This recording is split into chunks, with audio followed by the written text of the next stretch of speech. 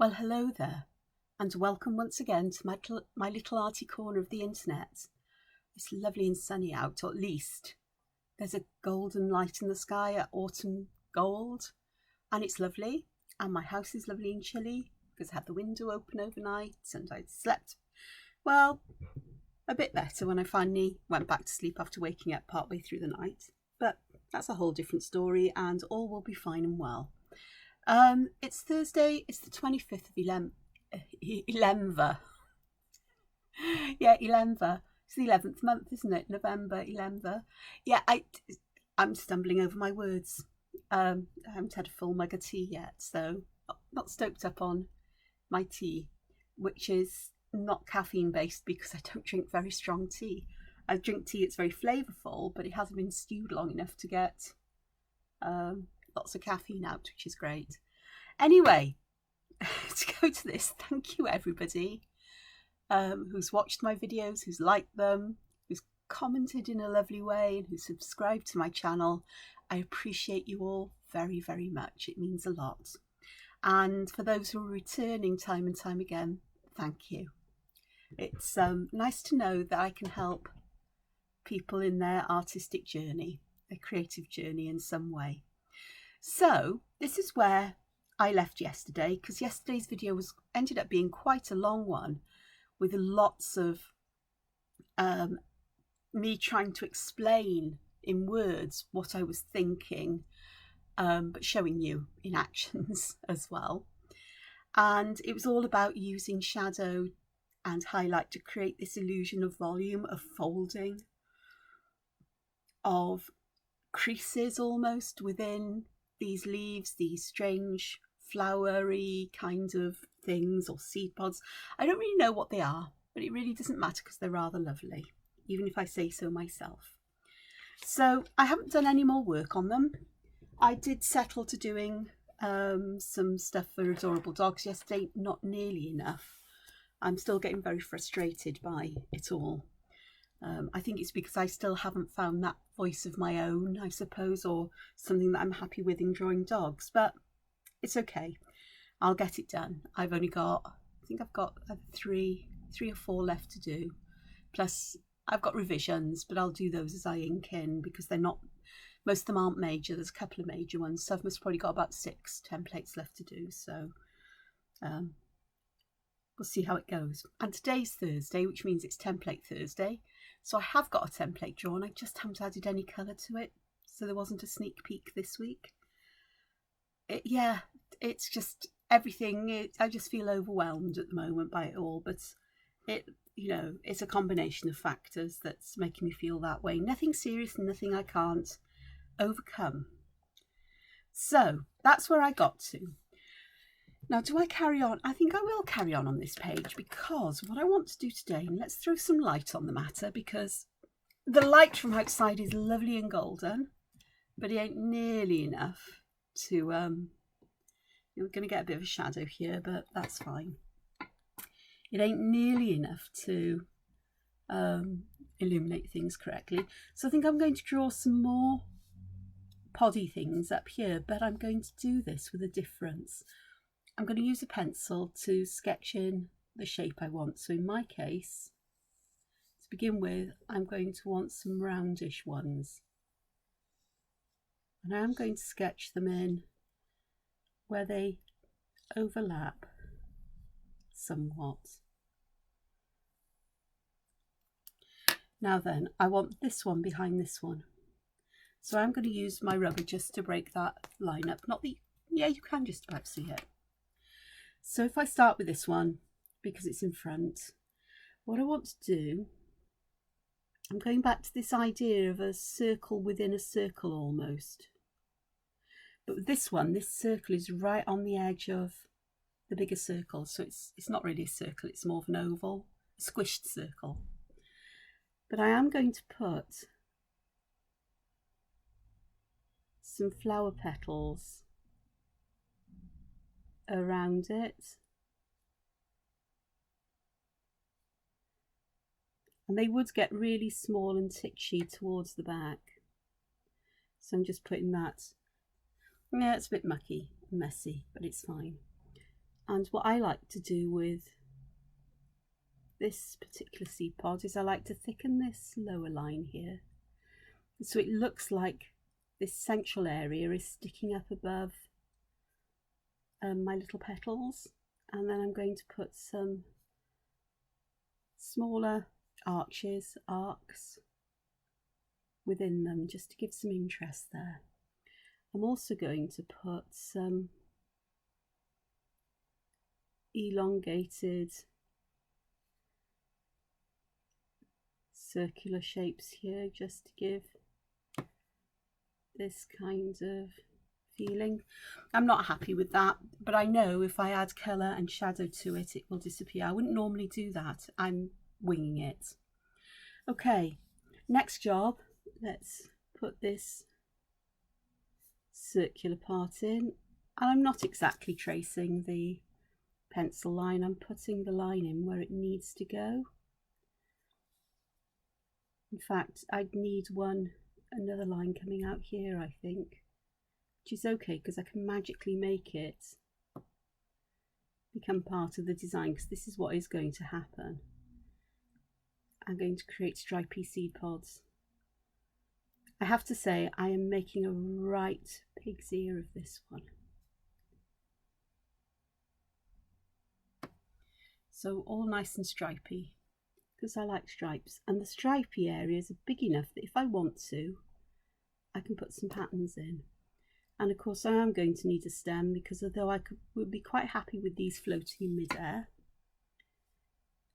I like the way that having stems running to the bottom of the page like this creates these spaces, which are great for shadow and highlight, and for adding patterns, subtle patterns, not, in my case these days, necessarily black and white. Okay, let's do this in a slightly different way. I don't know if you can see what I did there. Perhaps if I zoom in, you'll see. So I created this shape. So there's a well, it's not quite half a circle. It's just probably about a third of a circle, I suppose.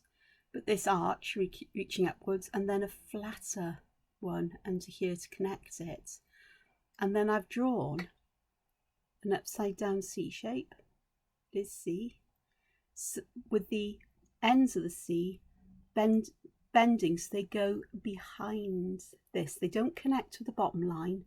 They're a little bit up and they go behind. And it gives that feeling of having like a band or a lip around it, or a, yeah, I think you can see what I mean. Let's see if I can do a nicer job with this one. And I am going to have to, let me just do, so you can see while I'm zoomed in, I'm taking the line almost from the pencil, starting on the pencil line, going up, down, and then connecting it that way. So this one, I'm going to do the same thing, a C shape like that, but I think I'm going to make it a bit fancier and do a second one, and perhaps even a third one, and then I'm going to do one that is quite a bit wider, and then some smaller ones. I'm holding my pen really awkwardly, and my hand isn't in its normal kind of place to draw, because I'm aware that if I put it where I would normally, you wouldn't be able to see everything I'm doing. Not sure you can here. I think you can. So again, I want a stem here. So turn this on the side to make it easier for me to draw the stem in. And in this case, this stem would be hidden by this one, which is fine. That works. I'll come back to this one. It looks like some strange Christmas ornament on a stalk, doesn't it? Which actually would work quite nicely. Stop and think about it for a moment. This one I'm going to put the bottom bits in here. And again, I think, is this going to? You have a look. Yeah, that one ties in with this one, which is fine. I can live with that.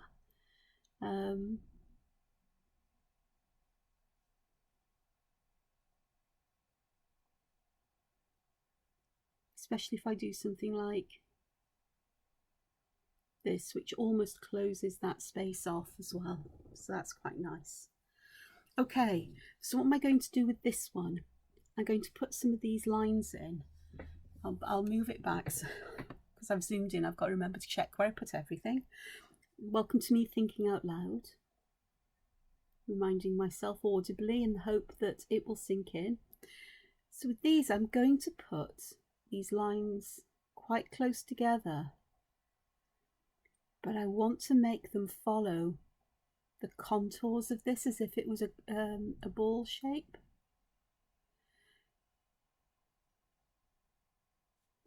So they'd start closer together at the top and bottom, and they'd bend outwards towards the, get narrow, they'd widen, the gaps widen around.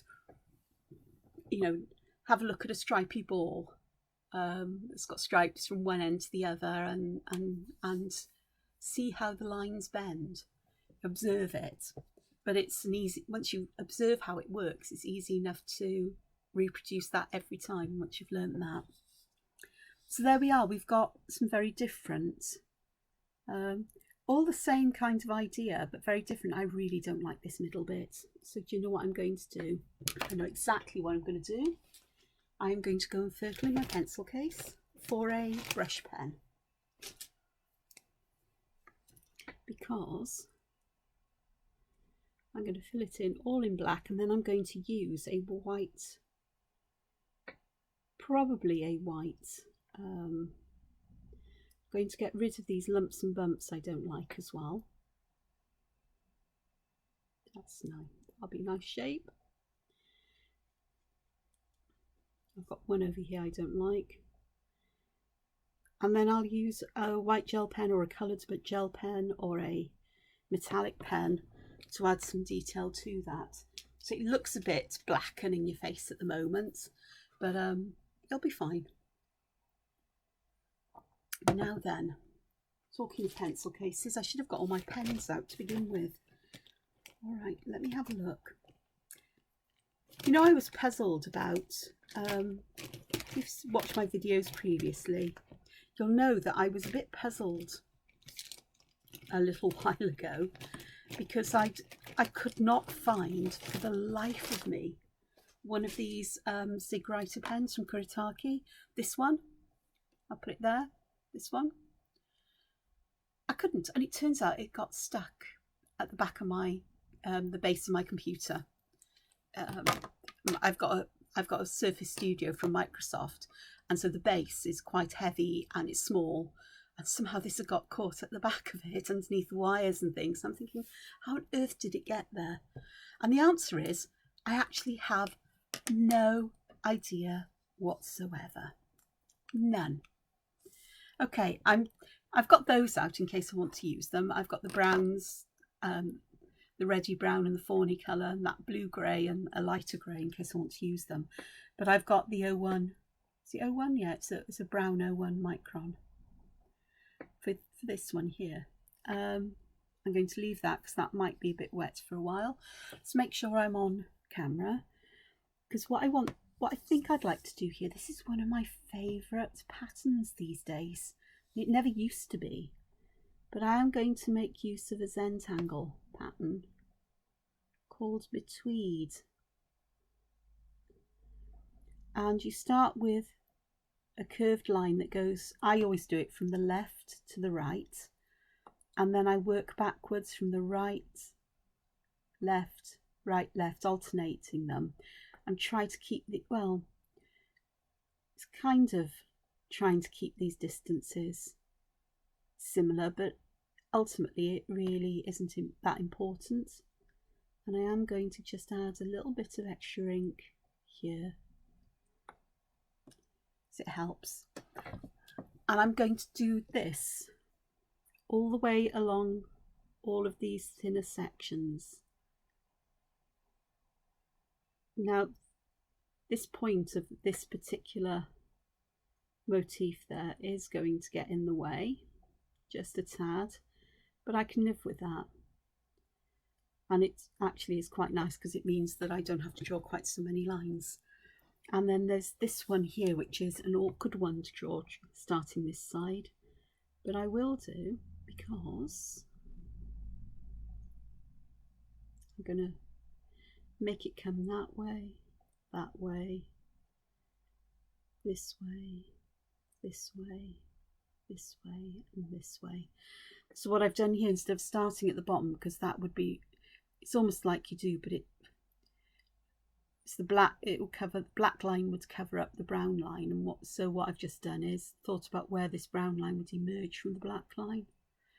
Because it's mostly hidden beside, nobody will really see it. Okay, so that's only part way up, so how am I going to tackle the top bit? Turn this upside down, and I'm going to start from the bottom left again, the right, the left, to the right, to the left, to the right. Add those little spots of extra ink in. I've got this one here, which is a very strange shape. It's a bit big for me, so I'm just going to pop another one of those in there. And again, from the left. This one was a bit easier, I think, to make that first arc kiss this one, so it creates these smaller spaces. Should have done that over there. It was an awkward shape. And what I didn't do here was I didn't start from the same point all the time, because that is the secret to this one's success, is always starting from the same place. So again, I'm just going to add those little bits of ink there, and then this one the same. Let's do it like that, and just weave it back and forth, because it does end up looking like it's been woven. And there's a part of me that rather likes that for this. It just fills that space in an interesting way. I can see here where I've made well, that doesn't look quite right, but a bit of finagling, and I've disguised it a bit. So what do you think? That works? It's interesting. It's an interesting pattern. Okay, so for these others, I think this one I'm just going to fill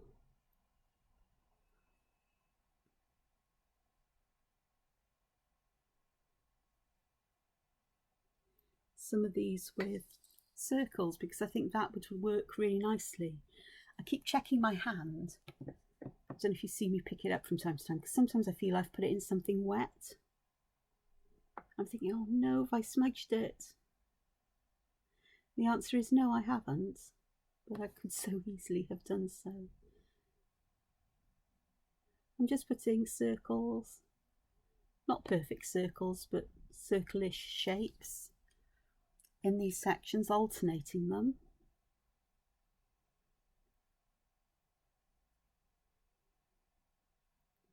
So adding pattern is a good way of adding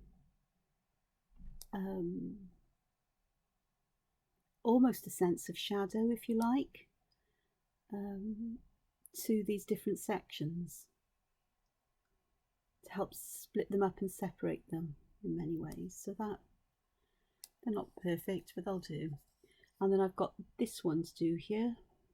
Just check I'm still visible. There we go. So that's actually, I really like that one. This one is going to be an interesting one, because I think what I'm going to do is I'm going to split this up into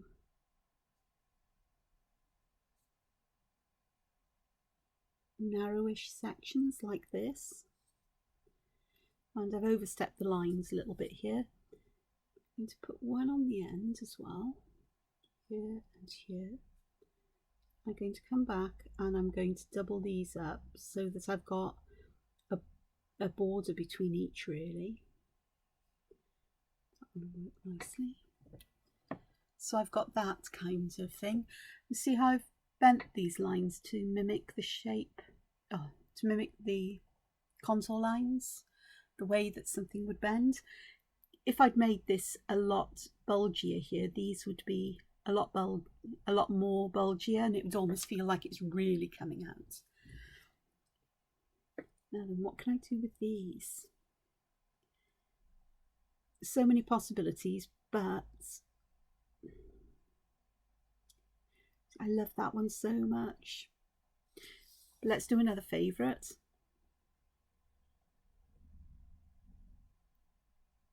I'm going to do Shattuck.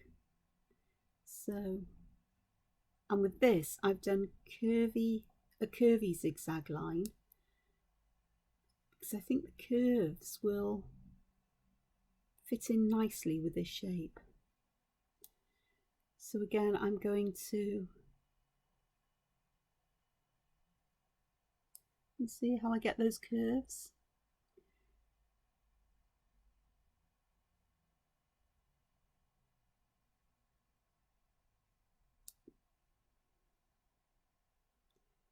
And this is how I'm drawing it today, but I would actually normally do it one section at a time. So you do that one like that, and then draw the next one in,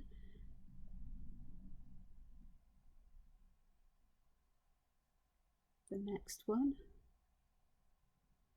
So they dance from side to side. So this one is pointing in this direction, this one in this one, this one in, you know, so on. And it is a kind of dance, I think. Okay, so let's do this one. I'm not worrying if these shapes meet up or not, because this will disappear into the background when and if I add colour.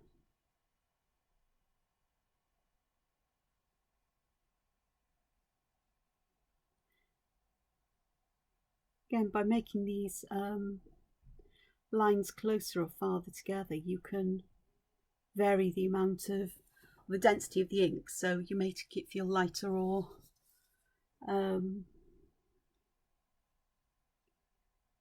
darker. So I'll try that with this one.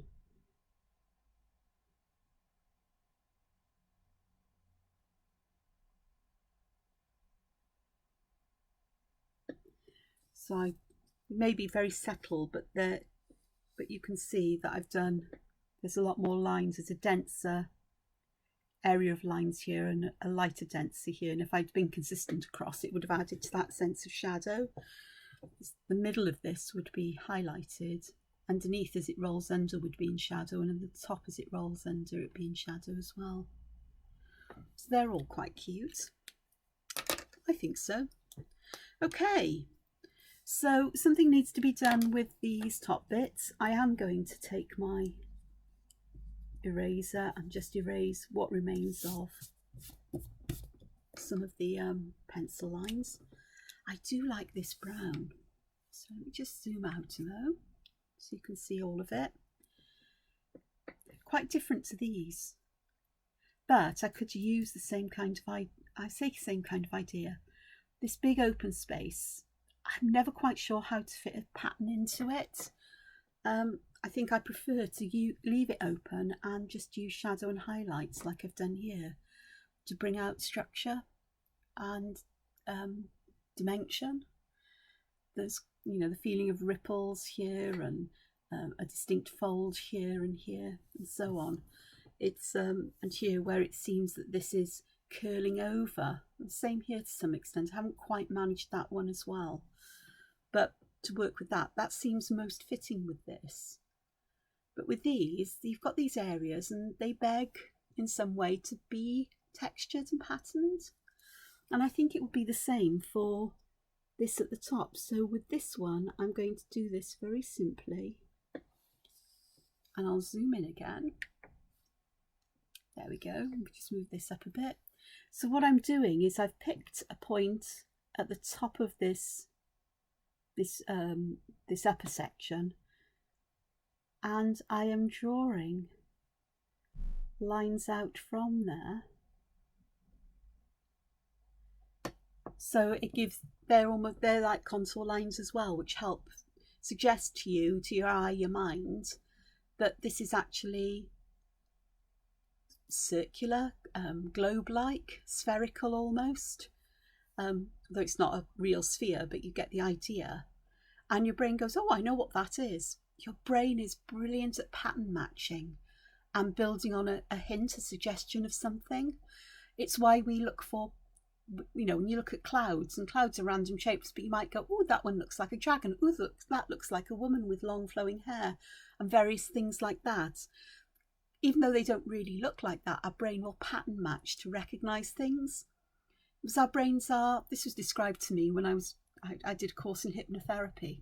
So I didn't finish it, as in finish the final assignments to be qualified as a hypnotherapist. So I couldn't get anybody to volunteer for me.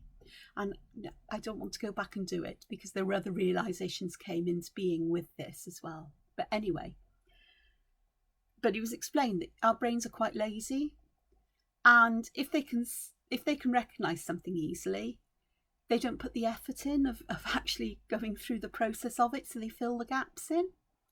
So with this, even though it's flat, our brains go, well, it looks like it's spherical, therefore it must be, even though we know logically it's not. So our brains are brilliant at doing that. This one, I think I'll just do some contour lines that go, instead of top to bottom, from side to side. So it's mimicking this kind of idea, but within this circle, this area. And what I'm also going to do, I'm going to stripe those in brown, and I'm going to put that little gap in as a little highlight.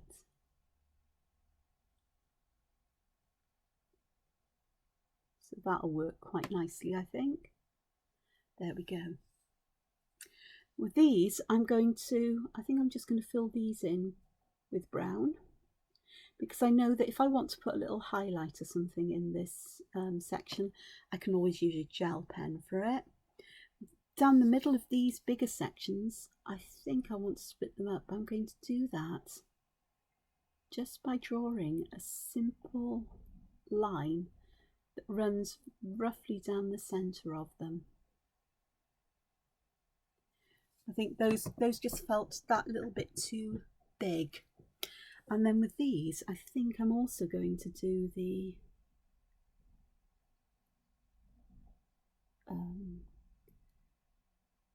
colouring in with a highlight trick, method, technique, thing to do. I really do need to get myself some thicker browns.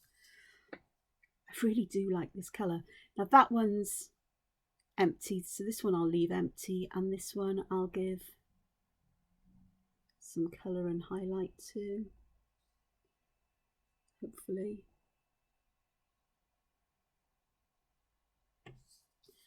I'll get around to it one day, ordering pens with brown pens with a thicker. But then here's me going, no, Angela, you've got some there. I know. Not sure if they're exactly the same brown. So just to be consistent, it most probably won't make any difference. So there we go, and that one would be as well. So with these at the bottom, I used just plain shadow and highlight to create that illusion of volume. Here I've got some, simple colour and pattern going on to help with that. But I am going to move these out of the way, move all of these well out of the way, making sure I don't lose that pen again. And I am going to bring my matte graphite pencils out, because I would like to get some shadows going here with the pencil. Oh, look at that, I went over there. That's fine.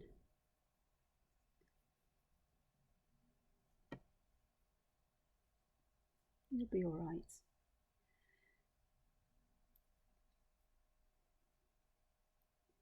been a fair amount down, because with this particular graphite and the matte graphites, they don't have that shininess as much, and they also don't spread as much as traditional graphite pencils, as in blend out.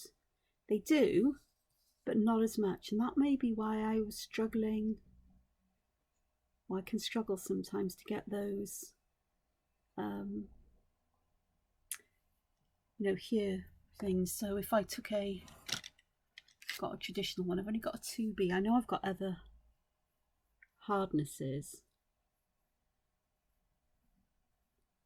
but the traditional graphites, they do spread easier, much easier.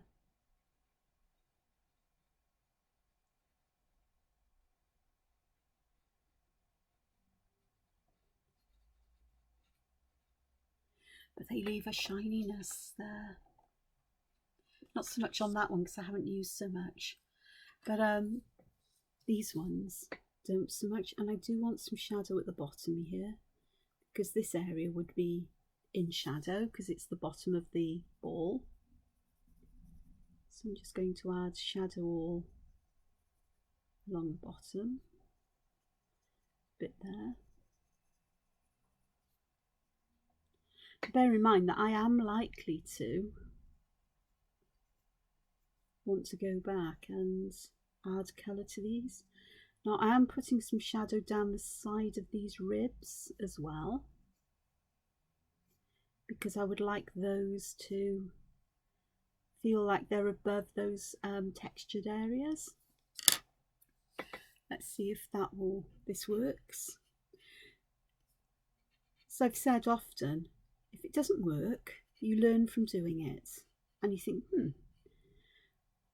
okay, how do I do this again so it will work? Or what can I do so I can make it work? And that is the beauty of having a sketchbook, is that sketchbooks give you permission to, in their nature, or they can do if this is how you want it to be, they give you permission to try things out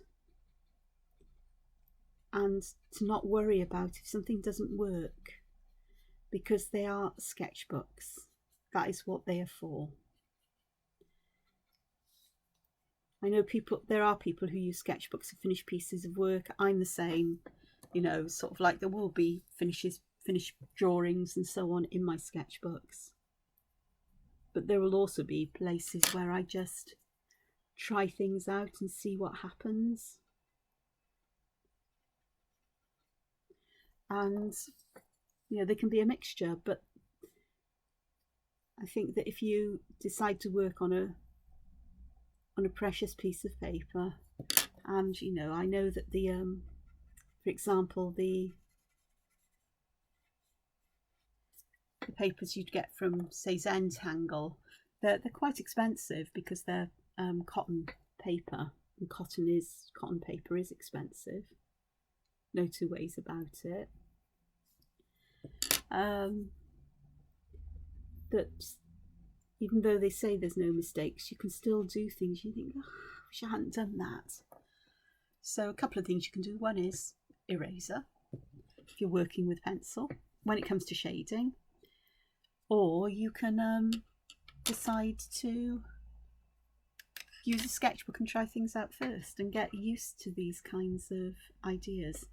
Now with this one, I am going to add shadow in the light areas, and I'm doing it here even though these are quite high up, because it's behind this one, so there would be a shadow cast.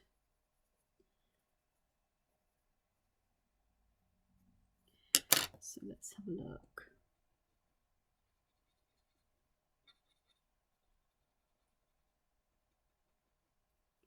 Of course, the idea as well is to just, like with watercolour pencils, is just to blend the very edge of the graphite, so you don't get a harsh line, but you don't want to take it all the way down the shape. Still want that highlight that's there. Okay, here I forgot here, I'll want quite an intense shadow underneath this.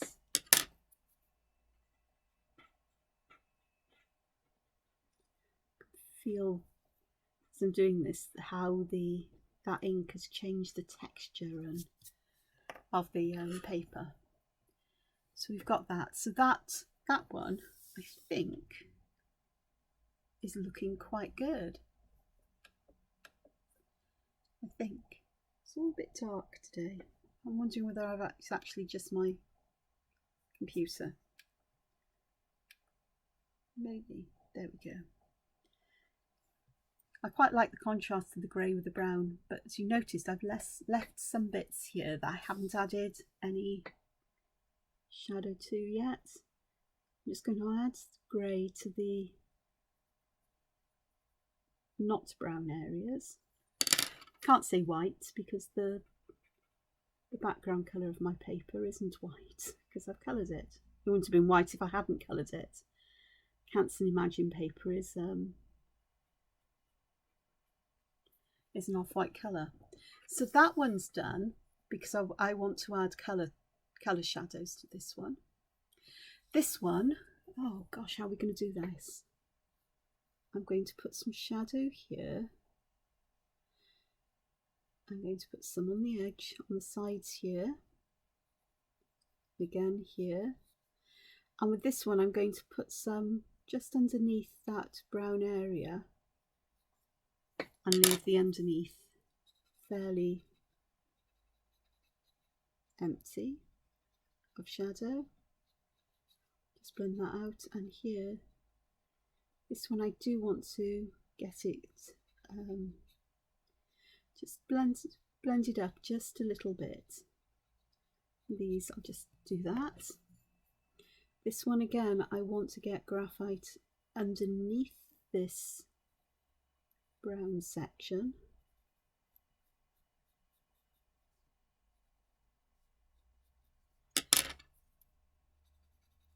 Don't know if you noticed that I put quite heavy graphite right on the edge and very softer and more gentle as I came in, so I've got a bigger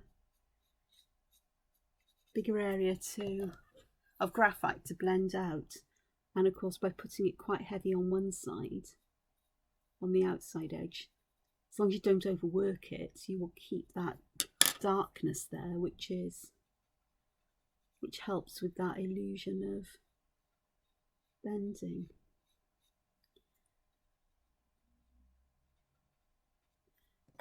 With graphite, the secret is not to try to blend it out completely. It is to get that soft edge, kind of, because there are some where, like here, this one, I've got quite a harsh edge here, because I want it to feel like there is a really distinct fold there almost, or a line where the shadow ends and the highlight starts. I haven't done the highlights very well there. If I put some white in, that will, because there's no white on this one.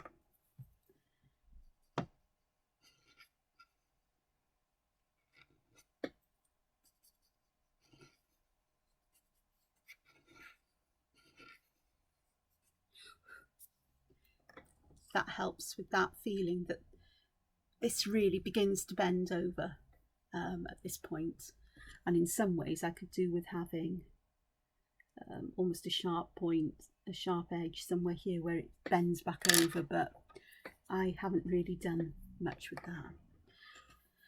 So that's the graphite done, except I would like to pop some under here, I think, to give the shadow under there.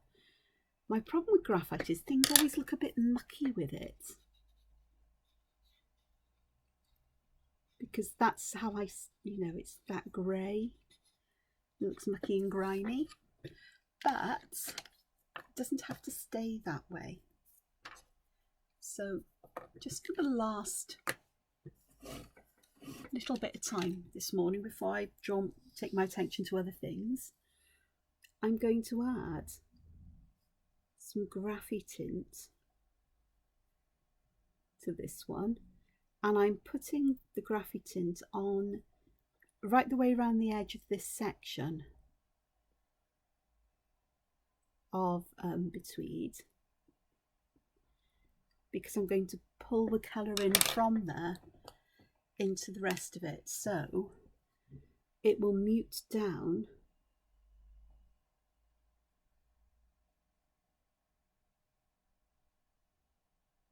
you can see here how I have activated all of this, but I'm just going to choose just tiny little bits. That's great. And I'm wiping this off on my hands because I forgot to get some tissue out to do it on. That's fine. And even though I've added some to the centre, I can pick it up with the damp brush to fade it right back again. And I'm going to do the same here with the others. That colour really helps to get rid of that griminess, I think, of graphite. I think what I've noticed as well is that the colour sits on top of the graphite. So the graphite that we put down, the grey graphite, gets tinted by the colours. Just a bit, just a hint of. Which I think is nice. It's what I want. There we go. So there's that brighter area. And just to do this one now.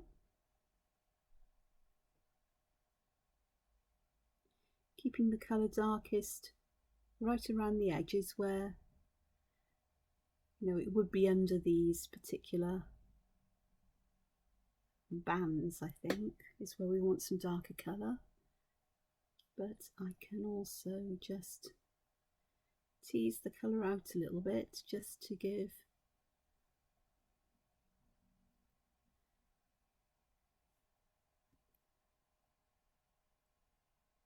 colour it all, but I'm going to have this one, I'm really going to have to take quite a bit of colour off, but it'll be fine because there are other ways of adding highlights as well, so it's no big thing if I can't bleach the colour out, as it were. So that already adds a sense of I zoom in, so the light's all weird because you can see in the top left corner how much daylight there is streaming in. I was going to zoom in. You can see there how those light areas give you that feeling of these sections bulging out as well, as if the inside is filled with, you know, if you imagine sort of like a balloon where you've put perhaps string or something around it, or you tie something around it, you get these bulges where it can sort of like peep out and burst out, and that's quite nice. So I quite like that. This one here with the I'm chasing myself up the screen here. I'm going to put some of this on the edge, or one edge, I think, except for the middle one, because I'm trying to think, where would the light hit this perhaps? I'm thinking that perhaps by doing this just on one side mainly, we'll get that sense of shadow and highlight. Maybe. I may not manage to do this correctly. I do think that perhaps with this one a little bit of shadow might be needed on the other side, and with this one that's just a question of adding the tiniest amount of colour. This one here is completely coloured, it's fine, as is this one, but again I'm not going to stress too much because there are ways and means of putting highlight in, but that adds quite nicely because the brown lines look a bit stark compared to everything else. Now then, this one, I do want to put some colour on this one. I do. Because I just think that just adding that hint of colour here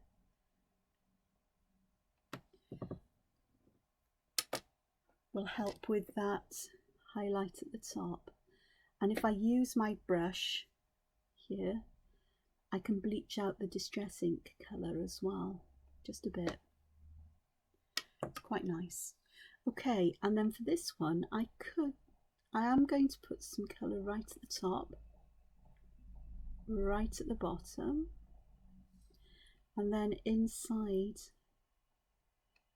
each of these where there would be a shadow, I think.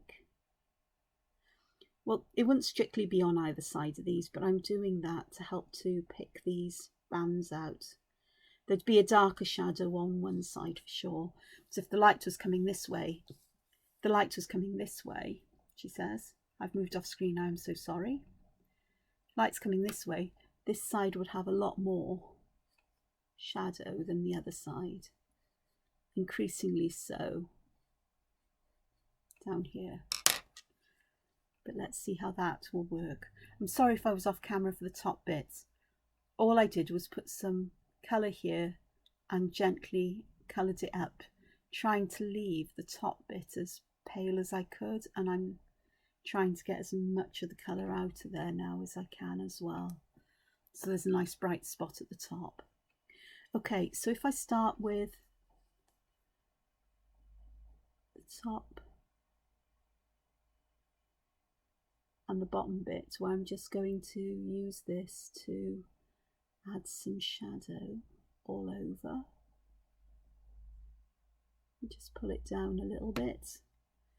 I've gone outside the edge there, but that's no big problem because they're easily corrected with just some water. And then let's have a look, because with these shadow bits I don't want to blend them out too far. My hand's getting increasingly mucky. Fortunately, as these are water soluble, it's a quick wash and I'll be fine.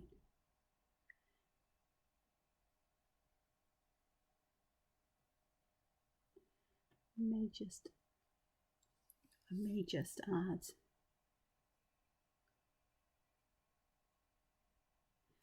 trying to keep a stretch, just a tiny sliver perhaps, that is lighter than elsewhere as that highlight. Done it more successfully in some than others, and as I go back here and here and here, I'm able to pick some colour up, but again, I'm not worrying too much if I don't manage to pick it all up, because it works quite nicely to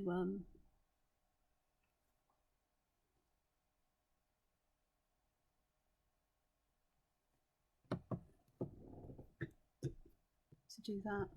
Okay, and then I've got these other bands which are just grey at the moment, but I think I am with this one going to pop some of the brown in just to see how that works with the graphite. It should work just fine and dandy. Should add some colour to the graphite in the way that I did that with all of these leaves here, where I used the graphite for the shadow and then the colour on top to help to add colour, but also to help to intensify any highlights. And again, that's what I'm going to do here, is I'm going to try to keep areas relatively free of colour so we've got some sense of highlight. Just enough just to add a bit of colour and interest, I think. Take away that grungy feeling of the grey, add some colour to it to bring it to life, and I think you might see what I mean once these are done.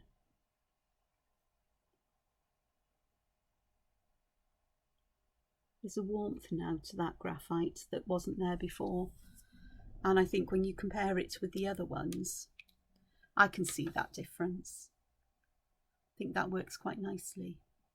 Okay, now I could add chalk, or sort of like white charcoal as highlights. I think I'd have a look and try On these, sorry, I've just moved off screen again. On these areas, I think I'd be happy to put some white charcoal where the graphite is, because I think that works nicely. So I need there's a tortillon. So this particular charcoal white isn't the General's one. It's by a company called Pasler.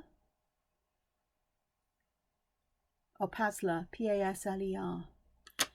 And it's harder than General's, but it seems to work just as well and just as nicely. Let's pop some down the centre of these, because what this should do is just give this ghostly kind of feeling to the pattern.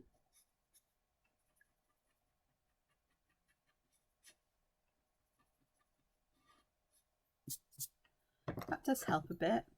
And on either side of this brown line, I think it'd be quite nice just to, well, it's not going to happen because this isn't a fine enough tip for that. But I'll just add that just to add some highlight to these. What could be interesting, see how this will work on here or not, because that feels still a bit on the damper side, perhaps. That's lightened that up. It's not quite as bright white as I'd like, perhaps at the top, but we'll have a look. Add a bit more and see how that goes. I think that could have been done with a bit more drying, but that softens that black. Okay. All right, pencil sharpener. Got one. Okay.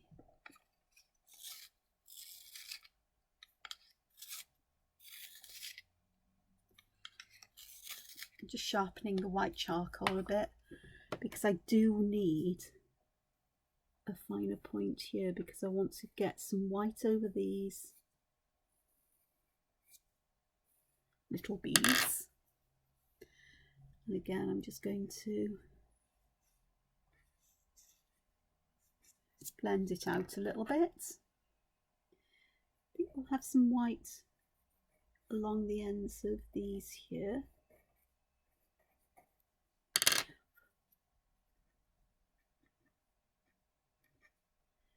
I just think that hint of white there would help. Okay, so I've done all of the here. Let's get that sparkle going up. So you can go over those little dazzled areas. That'll give me a guide as to where I want to put that. And if anything, I now need to go on the other side and add some shadow there and there, which is always able to go back and forth. So that will help with the contrast. This one, I think I just want that hint at the top. Yeah, I'm still on camera, thank goodness. Okay, and with these, again, there's this area here, and there's around here as well, where I'm going to add some of this white. Just softens the brown a little bit, and in all the areas. It also softens the black pen, but that can be dealt with by going back with a pen and drawing over those lines again. So here I'm just doing these.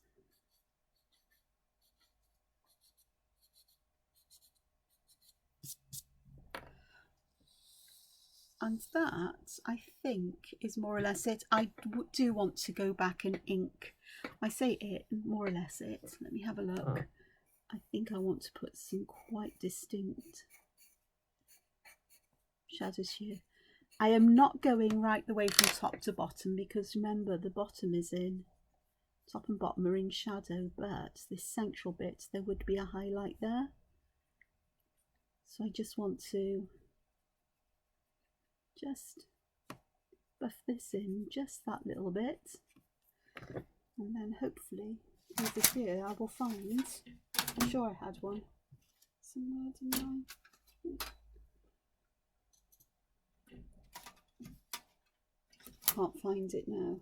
I was hoping I'd see a, oh there it is, this sticky cloth, tacky cloth, so I can just sweep up the bits of chalk that are loose. Let me just move that out. So hopefully you'll, God blimey, I really do have trouble with bright sunshine now because the sun's come around enough and it's low in the sky this time of year. So there we are, that's my trio of seed pods for today. I wasn't going to spend nearly an hour creating a video, but you know, I know what I'm like once I start. I can't stop, can I? But those were interesting. They were interesting to do in many ways.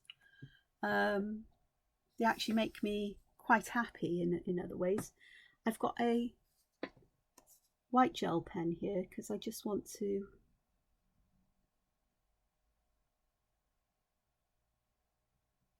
just add some dots of white on this one and see what that looks like.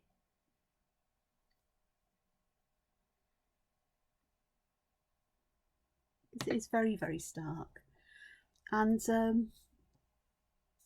do want to add these little dazzles in, I think. White gel pen. Excuse me. Perhaps a bit heavy-handed, and I think I'd also like to pop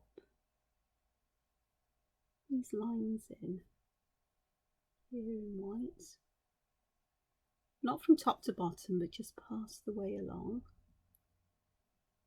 because I think that would work nicely. With these I am going to put just along one of them little white dots where the highlight would be, just to help to pick that out. So this central band, the highlight would be in the middle of these little circles. On these two it would be to the right, and then on these ones, oh, I've also got it towards the right. But yeah, so now I'm just popping in some highlights there and there, and then stippling in highlights here and here, because I prefer that to having a straight line, and again I can do that down here.